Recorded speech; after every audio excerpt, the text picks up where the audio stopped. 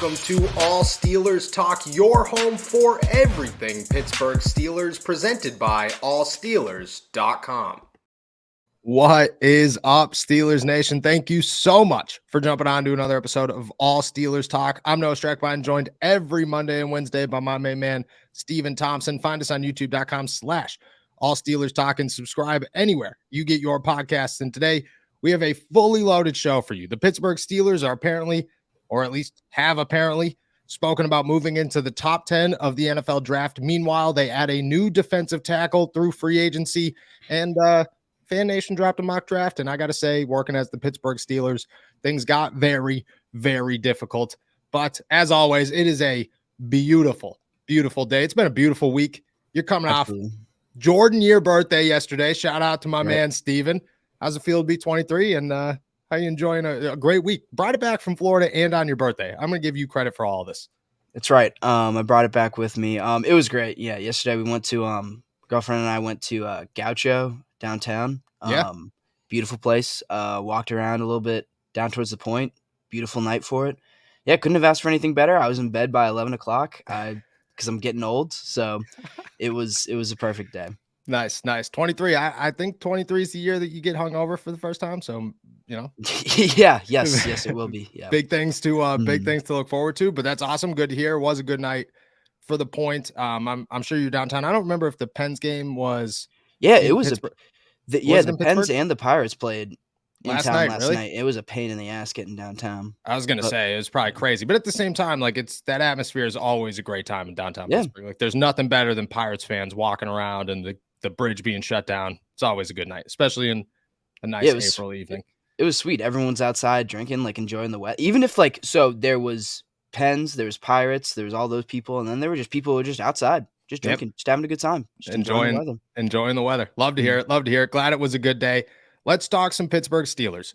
Yesterday or 2 days ago now, the Bootleg Football podcast came out and said that the Pittsburgh Steelers have at least had a conversation with the Chicago Bears about moving up to pick 9. Seemingly, you have to guess that that's for one of the big names, Christian Gonzalez, Paris Johnson, maybe Devin Witherspoon.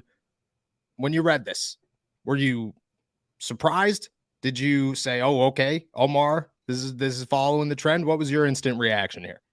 Well, I love the aggressiveness, first of all. You know, just even if it's just doing your homework on in kind of an aggressive manner like that, I love it. Mm-hmm. You know, who knows how likely it was? Who knows how far these talks progressed? But you got to like that Omar Khan swinging for the fences a little bit and just putting all of his options on the table. You know, you kind of when he said that at the combine that, you know, all options are on the table. We'll do, you know, whatever it takes to get whatever player we want. That sounds a lot like, you know, a cliche, and you kind of take it with a grain of salt. But I think this is some proof that he really meant what he said and that he wants to be aggressive and that, you know, that this is real. Yeah.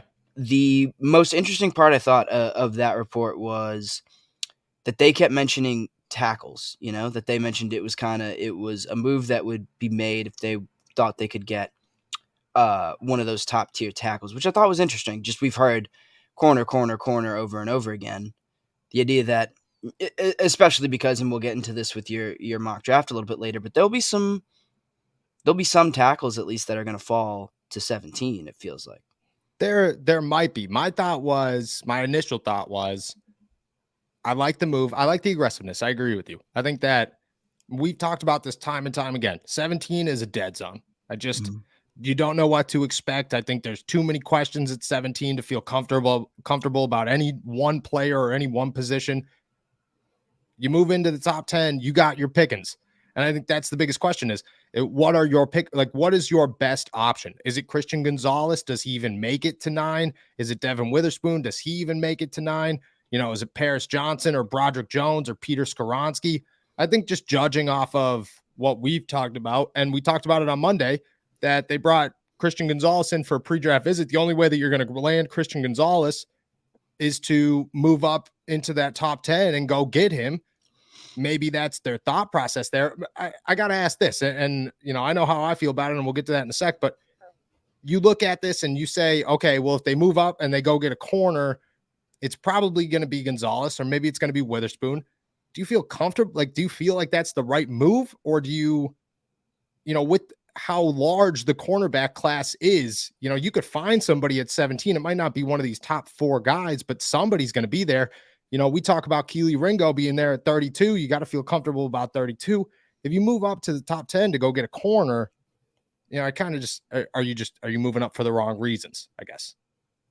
No, yeah, I get that question. But no, I don't think you're moving up for the wrong reasons. I think one of the things we talked about at kind of the beginning of draft season was the need for game changers, the Yep. need for a day one starter, a guy to get not just to get the fan base excited, but to really be a star. Mm-hmm. And so to that end, I don't think moving up is that bad of an idea.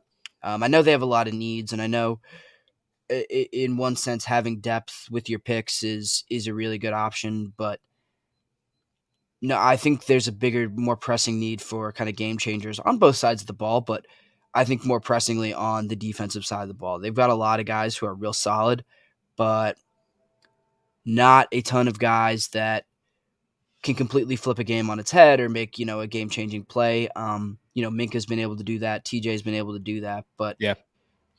Some support for them and just another potential star that's, on a rookie deal and all that. I think that's a much more pressing need. So no, I don't think trading up would be trading up for the wrong reasons, especially if you're able to. I think it's a different conversation if you're landing a corner versus a tackle, though. Do you see? So my thought is, and I agree with you. Like, I like the approach of going to get somebody that is an instant game changer. There's no question marks. It's your guy. You need a corner. Go get a corner. Can't be upset about that one. My thought is, if it's a tackle, as long as it's the tackle. Like, I think Peter Skoronski's got questions about where he plays in the NFL. That's a concern. I think Broderick Jones is a stud. So if you go get him, cool. But I don't think you got to move up to 9 to go get him. I just lock in on Paris Johnson and say, well, if they love Paris Johnson, and everybody wants to talk about DeJuan Jones and how much they love DeJuan Jones, and I think that DeJuan Jones is really, that love is real. But they took Paris Johnson out to dinner as well. They attended his pro day as well. They met with him at the combine as well. Like, they didn't bring him in for a pre-draft visit. I get that, but at the same time, like, a pre-draft visit isn't to do anything outside of talk about who you are as a person. Nobody's running 40s or catching passes on a pre-draft visit. You're getting a tour of the facility. You're meeting with this guy, probably his agent, maybe his family, and you're learning about who this guy is as a person. They probably don't need to ask Paris Johnson anything. DeJuan Jones has plenty of question marks about him. Is he a left tackle? Is he a right tackle? Is he healthy after his injury at the Senior Bowl? What's going on here? Paris Johnson, stud. That's all you need is stud. He was no matter where you put him at Ohio State, he's played 3 different positions on the offensive line. He's succeeded at all of them. I just don't think there's any questions there. In my eyes, my first thought was they're going to get Paris Johnson because he'll likely be there at 9. And I have a hard time saying that if he's available and you could finish off this offensive line after all the effort that you've put into it so far, you're going to pass that up. You know what I mean? Yeah. I understand that, but I also think they put a lot of work into building this secondary up. I think they've set it up. I think they've set it up for a young corner to come in and really, really thrive. I see. Okay, I can see the tackle argument now more, but if we're talking about game changers and someone who could really make an instant impact for a team that's right on the edge of playoff contention, I have to imagine the added value of an elite corner is going to be higher than the added value of an elite tackle, even a tackle, especially a rookie tackle. I don't disagree with that. I do agree with that because I think that you could leave Dan Moore in there and bring in Christian Gonzalez, and your team in year 1 has an immediate upgrade that's better than if you replace Dan Moore with Paris Johnson and, just have the same corners as you had a year ago. I do agree with that one. So I think the next important part of this conversation, though, and like what maybe defines where they go with that first pick is, what do you give up? If you're moving up to 9, what do you have to give up? I like threw a fun spin off of this in a mock draft yesterday just to see like, okay, well, if they move up to 9, what happens? My thought was it's all Marcon. So, you always got to expect a little bit of magic. My trade was 17, 49, and a second next year. Do you think that gets the job done? Because it gives them 2 picks now. You're not like moving up to 6 or something. You know what I mean? You're going up to 9. And when they gave up the Bush trade, I want to say it was just their current first rounder and next year's first rounder. So to give up a second and then give up a second next year, I feel like evens that out. Yeah. Yeah, and I feel like these trades even these trades into the top 10 don't actually go for as much as you might think they would, Mm-hmm. Yeah. Like the Panthers moving up into Number moved up to 1. 1. Yeah, that package was far behind what I thought it was going to be, especially with two elite quarterbacks at the top of this draft that they most obviously need. I thought the Bears would have been able to squeeze a little bit more out of that. So I'm compelled to say that would get the job done, and that would be, if it could, that would be an absolute steal. Yes. That's Easy. like Easy. you would do that in a heartbeat. Like, who cares about that second round pick? Like, who gives? Like, who cares? You already 49? have one. You have the best second round pick there. Like, Right. already. You could give up your second one. It's no big deal. Right. So like that would be absolutely ideal. I would do that in a heartbeat. Spring has sprung, and our friends at Manscaped have the best tools for some spring cleaning. They've already helped you tidy up all the nooks and crannies of your body's basement, but this year, Manscaped can help you get the perfect presentation on that beautiful face with the brand new Beard Hedger Pro Kit. Make sure you look your best this spring by using our code STEELERS20 to get 20% off and free shipping at manscaped.com. It's time to tame your mane with the Beard Hedger Pro Kit. The sun is peeking back out, which means you'll have to show off your face in the daylight once again. So, use this kit to make sure your scruff looks award-winning, whether you've got glorious beard flow or some smooth, sleek cheeks. The kit starts off with the Beard Hedger, a waterproof cordless trimmer with a rotary wheel that gives you 20 hair cutting lengths, all with one guard. So, no more messy drawers full of add-ons.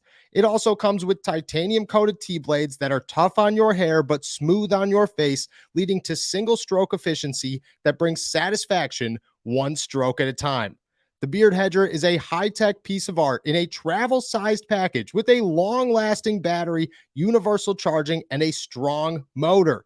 Next, the kit has the liquid goods to make you feel good. Starting with the beard shampoo and conditioner, you can treat your beard like you treat your pubes. That's why the kit has a special shampoo and conditioner designed specifically to moisturize, reduce ingrown hairs, and replenish your beard's natural oils and promote beard health. The Pro Kit also has Manscaped's beard oil. The nutrient-infused oil relieves dryness both on the beard and the skin beneath, while still adding a little shimmer and shine to liven up your look. And cap it off with the Beard Balm, a pomade that shapes, styles, and moisturizes, bringing the amazing scent of fresh eucalyptus, rosemary, and lavender essential oils. Not to mention, the Beard Hedger Pro Kit comes with 3 free gifts: a beard brush, a comb, and scissors to ensure your beard is ready to impress. Save 20% off and free shipping with our code STEELERS20 at manscaped.com. That's 20% off and free shipping with our code STEELERS20 at manscaped.com. Focus on the face and use the Beard Hedger Pro Kit for the cleanest look in the game. And I don't know if it's the Bears, right? Bears have number 9 now. Yeah. I don't know if you're the if you're the Bears, do you say no? Like that? I think the Bears win on that one. They get 17. They don't have like a pressing need. I think the Bears are under the understanding, at least listening to this guy on the podcast, my understanding of his understanding of the Bears was the Bears kind of realized this is going to be a bad year. You got to work through the bad to get to the good. And they're just trying to get as many picks as humanly possible to bring in as much young talent as humanly possible.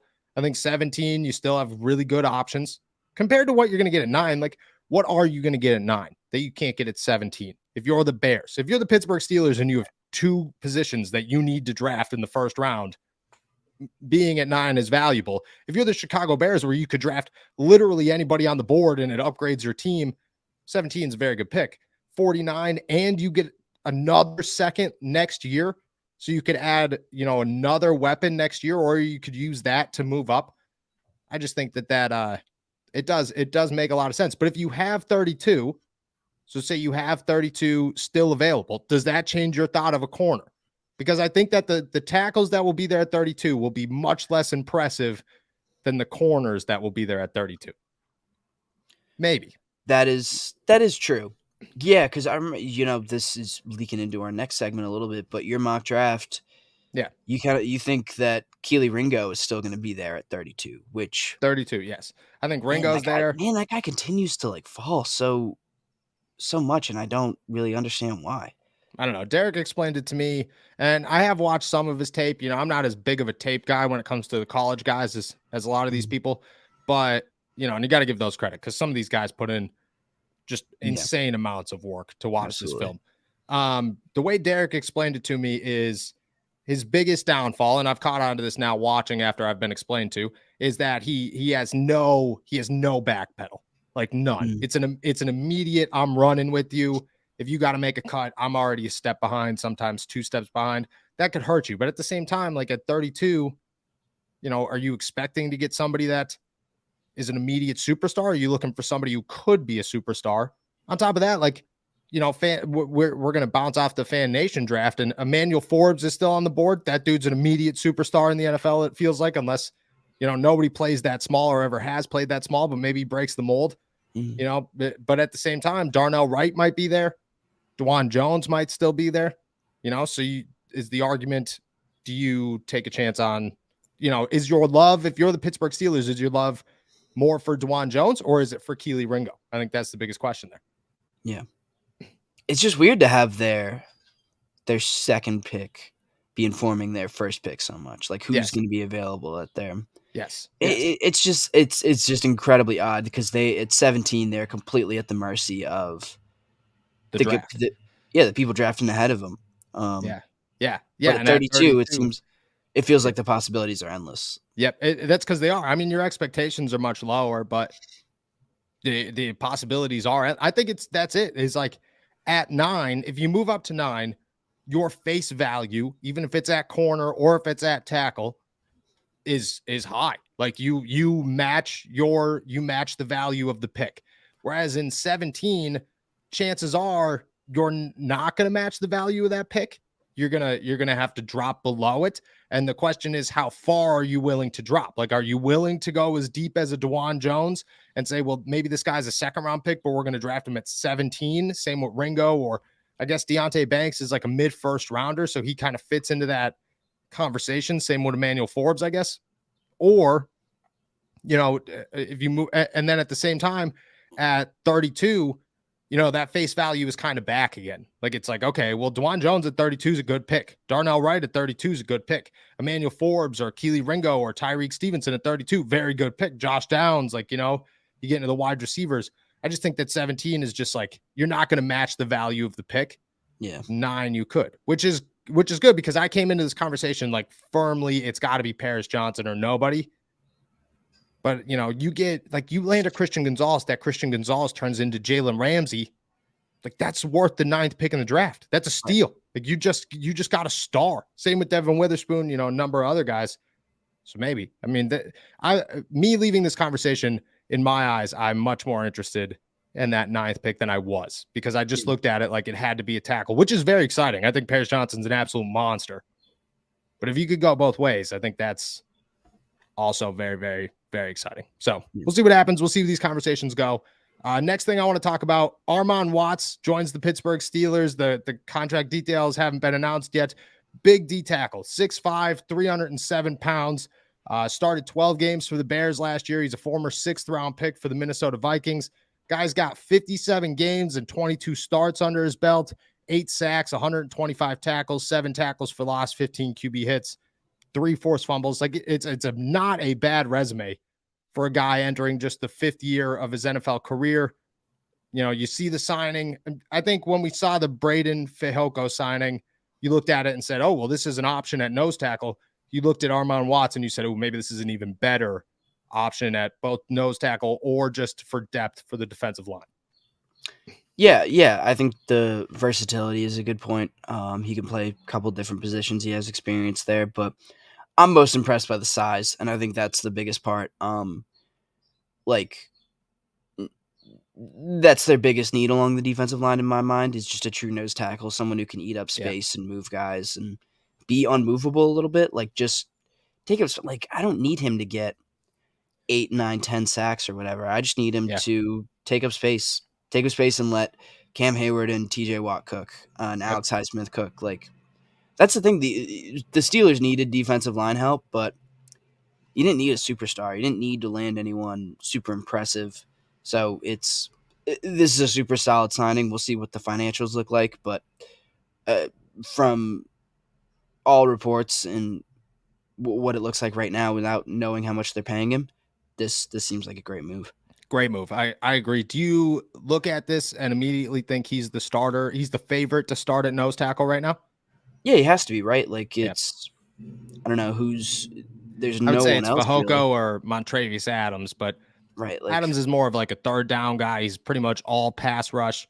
Fehoko, he had a good, strong end of the year, but I don't know.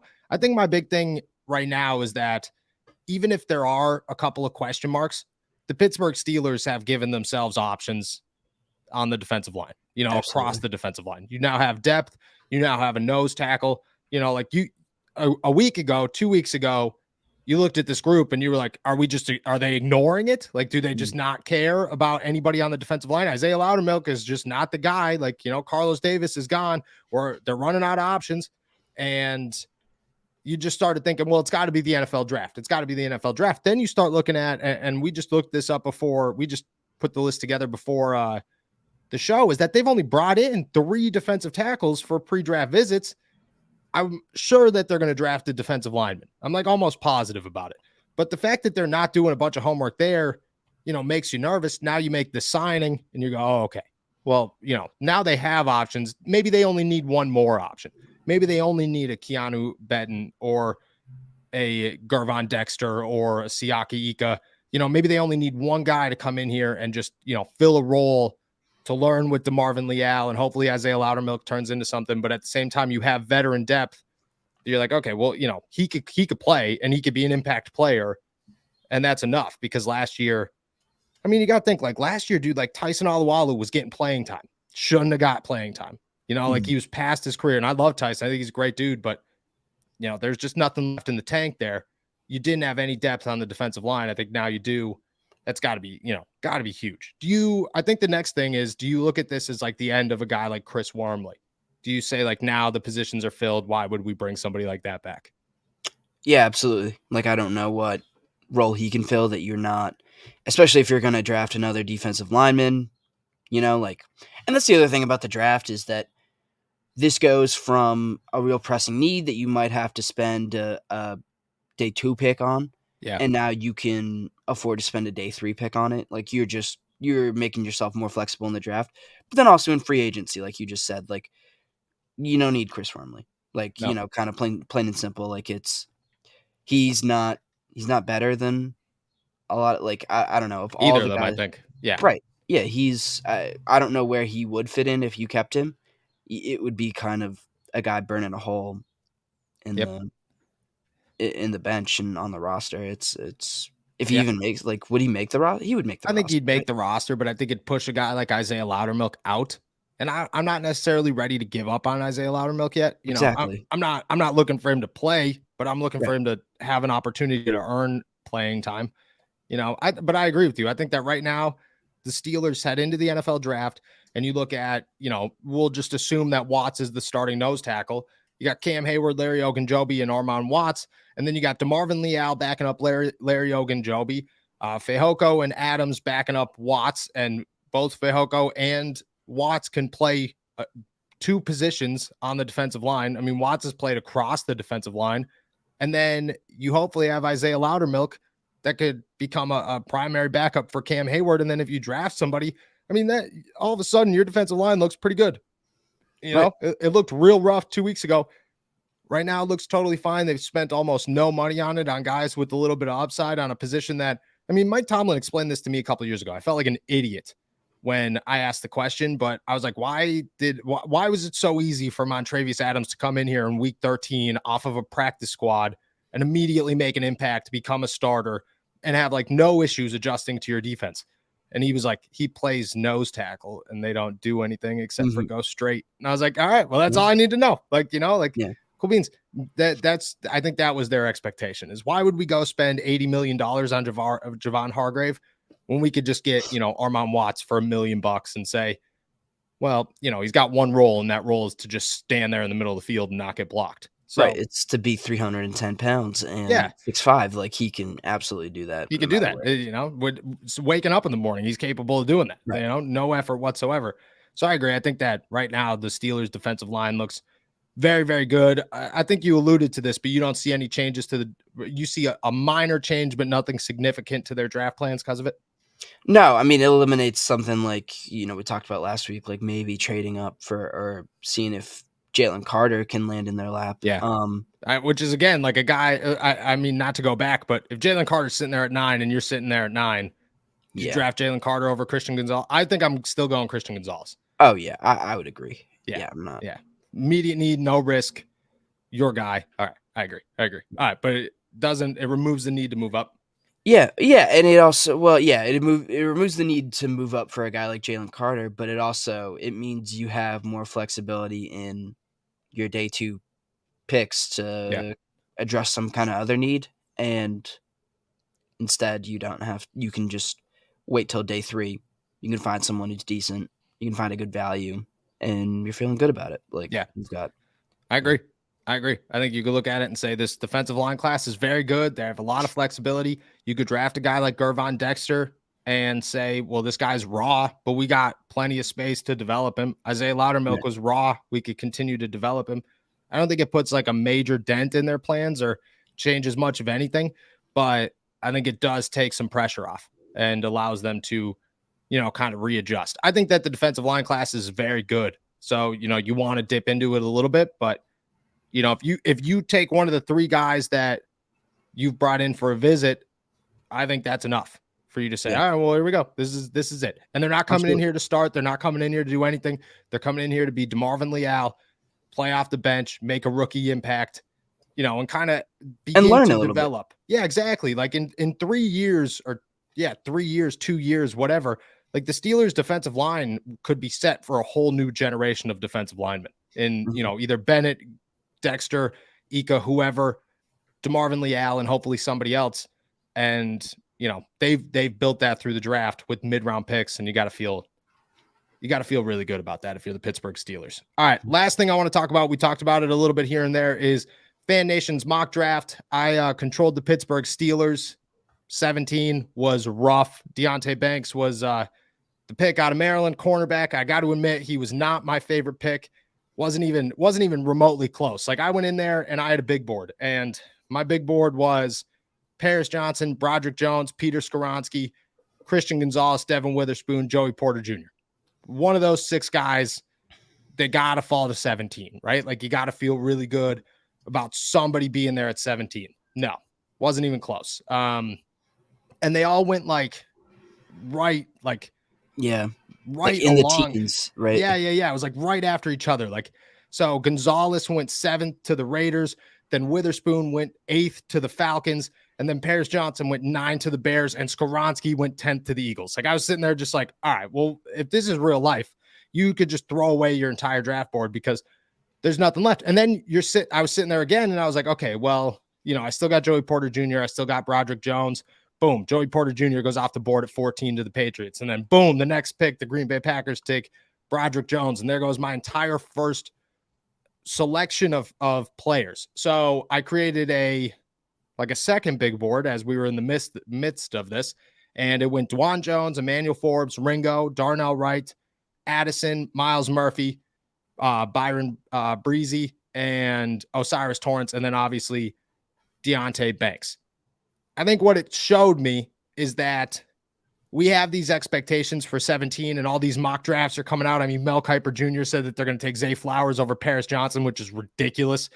And the 17th pick is not going to be easy to sit at. It's just not. Like if I was the Pittsburgh Steelers in that draft and I had the ability to trade up, I would be on the phone call or on the phone making calls with every single team above me just to see how high up I could get to. Because, you know, I mean, I It's don't know. slim pickings here. Like this is a That's what I'm great. saying. These are a bunch of great options at 32.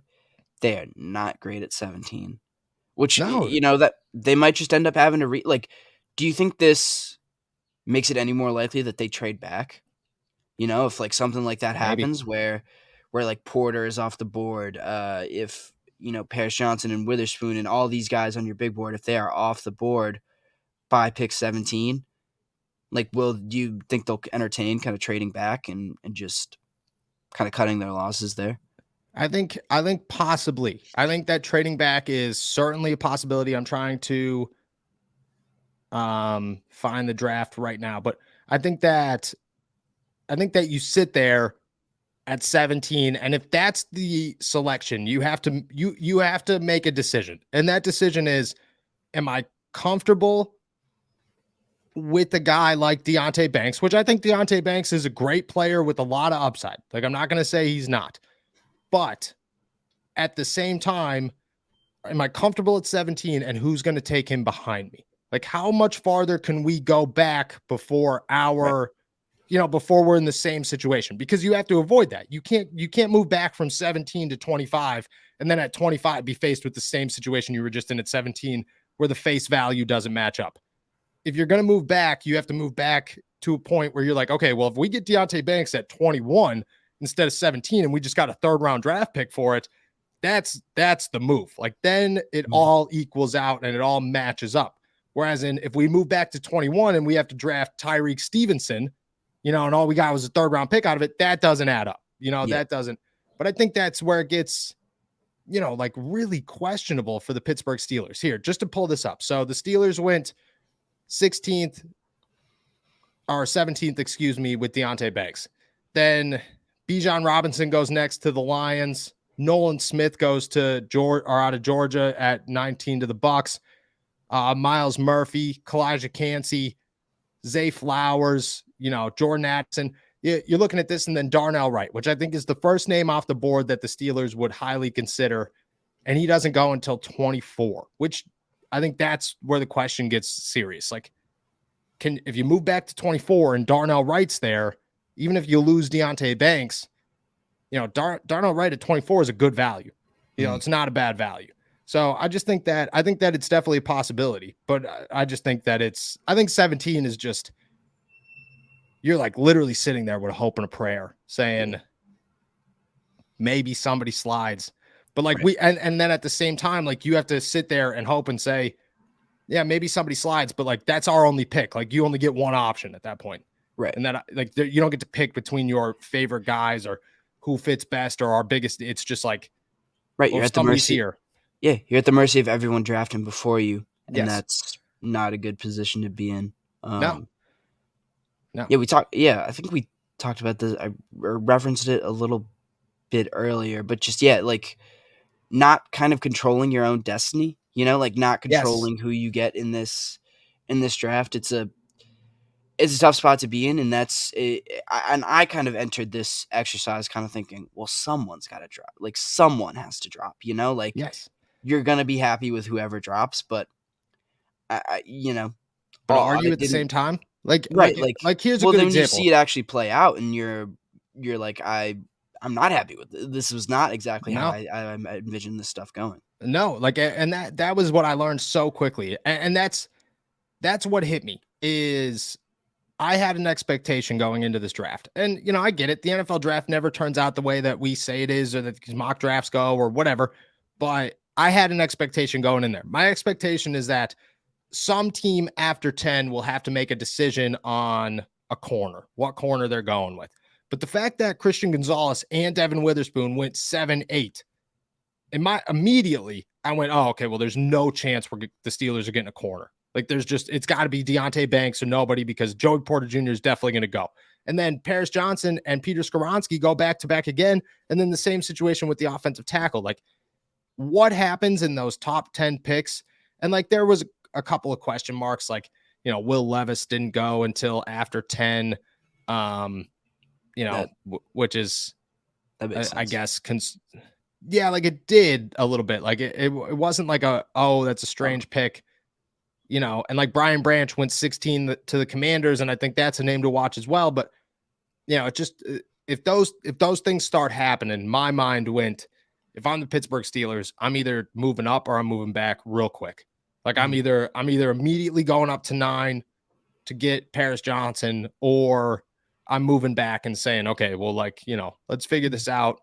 Let's take a breath, because right now we're just backed against the wall. We got to make a decision. It's not good. And that's just how I felt. And I think that's what, the harsh reality of 17 is. And we've been putting that into context a little bit here and there, but it hit me. It hit me hard. Like, I was on that board. You got 2 minutes, and I was just like, Deonte Banks is a good pick, but he's not my favorite pick. I don't think he's the Steelers' favorite pick. And this is tough. And that's the other thing, is when you get into something like this and you have 32, you don't have a computer, you don't have anything. You have 32 guys, and every single guy has intense knowledge of the team that they're picking for. So you have to guess that to some degree this is accurate. And once those guys started going, it was rough. So I don't know. We'll see what happened. I'm going to drop another mock draft next week. I'm going to drop mock draft, I think, once a week until the draft, just to, we've only got 2 weeks. 2 weeks left, right? Yeah. 2.5 weeks. And then we are 2 weeks tomorrow. Actually, it is NFL draft day, which is wild. But I just think that there's a bunch of scenarios for the Pittsburgh Steelers, and we got to start talking about all of them, because the closer we get and the clearer these draft boards become, I think the more difficult life gets for the Pittsburgh Steelers, and the more you got to think about a potential move. So we'll dive into all that and more. Felt good talking about the NFL draft and having a little bit of context. We're getting, you could feel the steam rolling a little bit, to where you're like, okay, this is real now. Definitely. A month ago it was just like, oh, well, it's 17. Maybe they'll draft Jordan Addison, or, maybe a quarterback. You never know. Maybe and now you're just like, oh, okay, well, now there's a plan, and you just gotta connect the dots, follow the plan. These next 2 weeks are going to get even crazier. I'm excited about it. I'm sure you're excited about it as well. Absolutely. With that, we're heading out of here. Thank you guys so much for jumping on to another episode of All Steelers Talk. Make sure to subscribe to us on YouTube, youtube.com/All Steelers Talk. Like this video and find us anywhere you get your podcasts. Check all of mine and Steven's workout at allsteelers.com. And of course, Steven's stuff at insidethepanthers.com. I will be back on Friday with Derek. Enjoy this beautiful week in the Berg. Peace.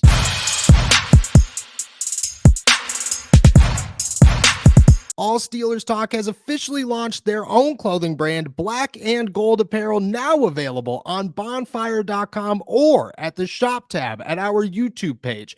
Your new favorite place for Steelers t-shirts, sweatshirts, and crew necks, now out, now available in multiple designs, including some of my favorites, Kenny Comeback, Mute, and Kenny DeGeorge. Check them all out at bonfire.com or on the shop tab at our YouTube page.